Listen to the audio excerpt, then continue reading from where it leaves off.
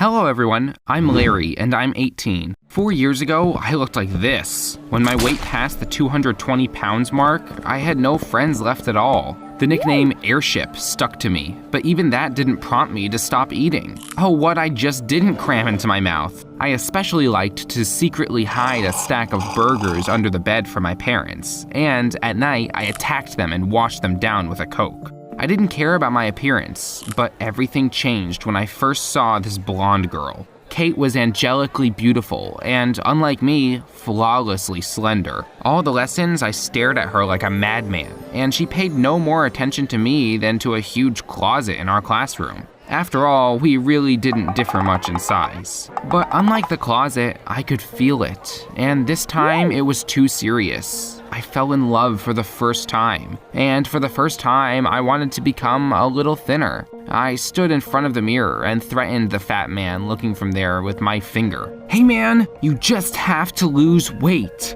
But I couldn't even imagine that it would be so difficult. I went on a strict diet and spent days at the gym, but the numbers on the scale melted damn slowly. After a couple of months, I was so desperate that I even decided to quit everything. When I suddenly met a fellow sufferer, Andy was the same ball as me, and the common trouble brought us together. We met every day on the treadmill, but one day my friend came to training with a sad look. What's wrong, man? You have such a long face. Larry, this is probably our last meeting. Our family is moving to New York.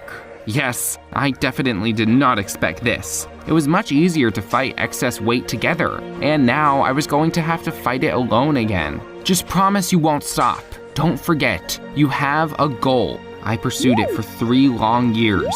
Went to college, and now the scale finally showed 150. But I still couldn't be sincerely happy. After losing weight, my skin became treacherously loose, and classmates immediately came up with a new nickname for me, the Awaiter. Kate still didn't pay any attention to me, and soon I hated my body even more than 90 pounds ago. But fortunately, this time I knew exactly what to do with it. My older brother Steve worked as a plastic surgeon. I was sure that he would not refuse me, when suddenly my brother attacked me. Are you crazy? What kind of operation are you talking about? You're only 18. The skin is young. Wait a couple of years and it will tighten up.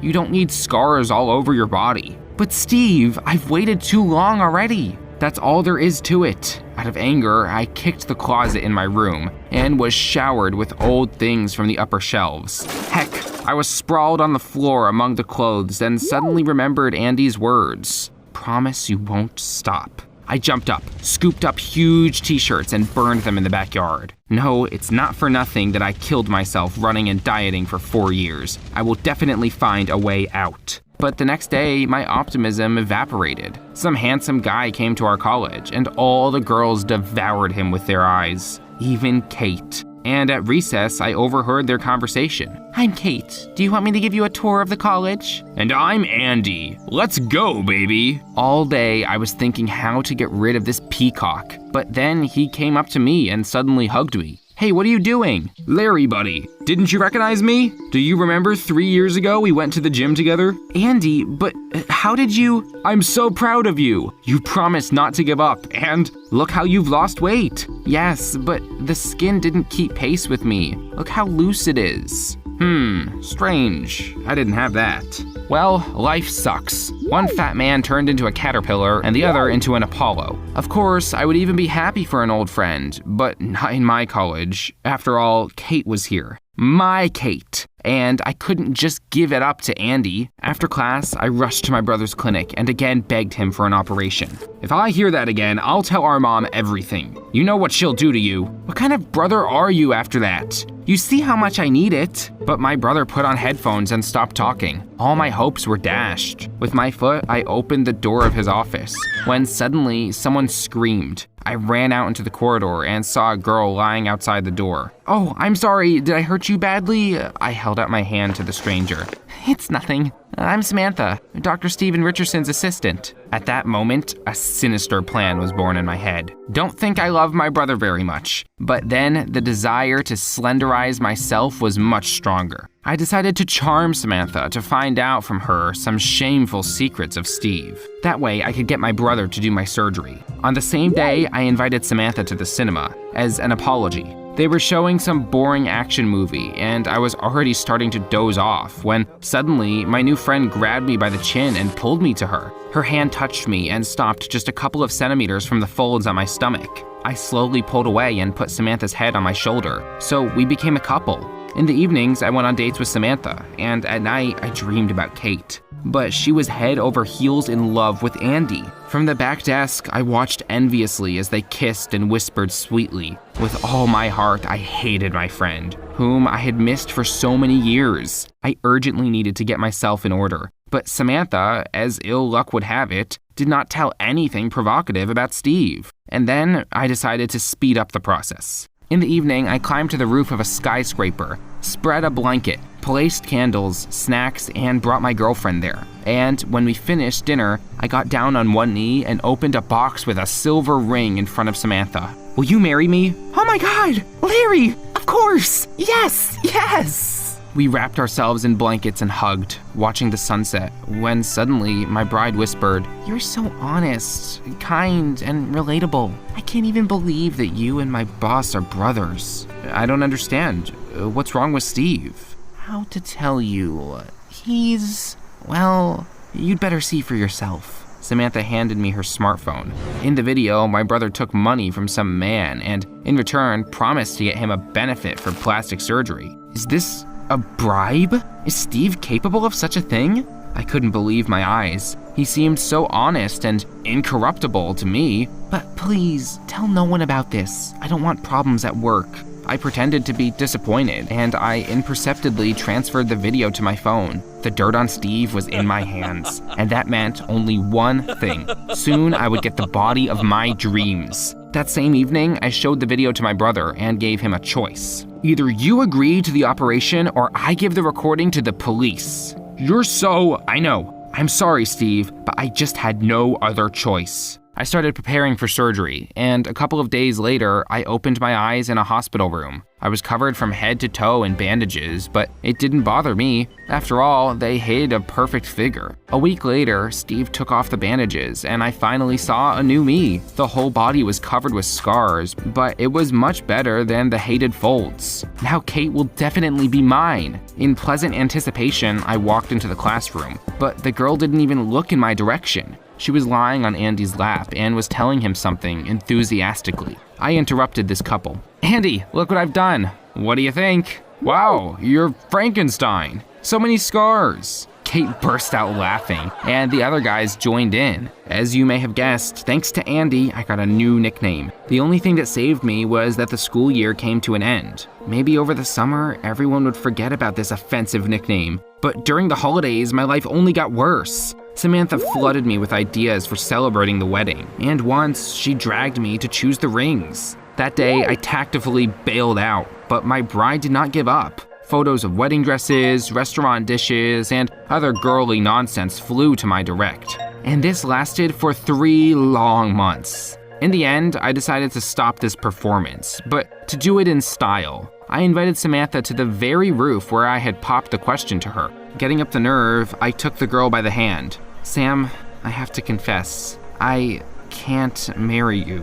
"No problem. Let's postpone the wedding. For your sake, Wait, listen. I've been in love with someone else for many years. For her sake, I started losing weight and dating you. For her sake, I went to this operation. Forgive me if you can. I didn't mean to hurt you." Samantha looked so angry, as if she was going to take me off the roof without an elevator. I was ready for any reaction, but not for this. She dropped the ring and just left. I stared thoughtfully at the starry sky. A few days later, autumn came and I returned to college in the hope of seeing my beloved again. But there was a plump girl sitting in her place. I came closer when suddenly it dawned on me. This was Kate. It looked like an electric shock to me. Over the summer, she gained at least 20 pounds and now looked just disgusting. All the feelings I'd been living with for the last 4 years suddenly disappeared. Holy macaroni! I found the strength to lose 90 pounds and Kate turned out to be so weak-willed that she couldn't even keep her perfect figure. Slowly, I sat down at my desk, but then a big shadow hung over me. "Larry, hi! How was your vacation?" Good. Where's your Andy?" We broke up. Please don't talk about him. Are you staying for the party tonight? Of course, I couldn't miss such fun. At the party, I tried to stay away from Kate, but by hard adventure. She was constantly somewhere nearby, and in the end, I couldn't stand it. What do you want from me? The girl's face changed and she suddenly burst into tears. Kate, I'm sorry. I didn't mean to be so rude. What happened?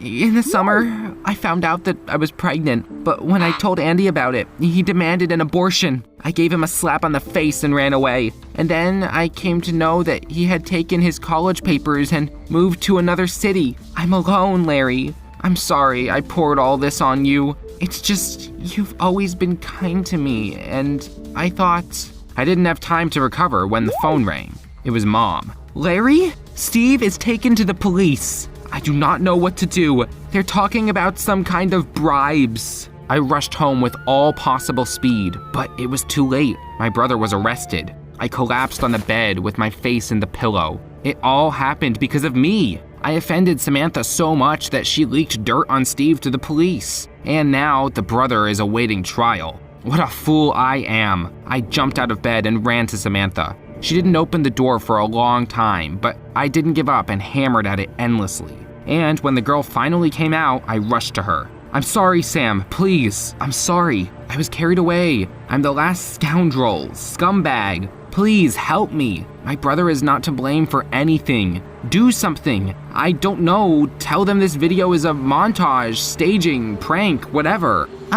What video? What are you talking about? It was you who showed the police the video where Steve is being bribed out of revenge, right? Who do you take me for? I wouldn't do that in my life. I'm not like you. I was rooted to the ground and couldn't find the words. But then Samantha took me into the house and gave me herbal tea. Calm down. My dad works for the police. I'm going to call him now and find out what happened to your brother. It turned out that Steve was detained on suspicion of corruption, but the police had no evidence. A few days later, the case was closed and the brother was released. I immediately apologized to him for blackmailing him so stupidly, and we finally made up. But my soul was still somehow empty. I was missing something, more precisely, someone. I realized how much I cared about Samantha. She helped me even after the mean thing I did to her. Every day I remembered our dates more and more often, and one day I decided to act, this time without any romantic platitudes. As soon as Samantha opened the door, I pulled her to me and whispered, on November 15th at 1 p.m., you will become my wife. And if I refuse, then I'll come here every day until you say yes. Samantha and I got married at the appointed time. I launched my online weight loss courses and they began to rapidly gain popularity. That's just one unresolved case remained, but it soon ceased to be a problem. I told my wife Kate's sad story and she offered to help in any way we could. That's how I became the happiest person on the planet. And what did you have to go to for your happiness? Tell me in the comments.